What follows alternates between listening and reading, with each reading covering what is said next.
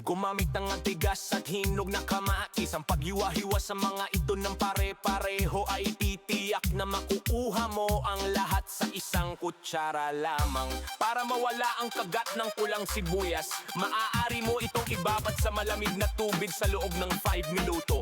At pagkatapos ay patuluing babo ihalo. Isang katampamang laki ng mangkok, dahan-dahang ihalo ang mga kamatis at sibuyas.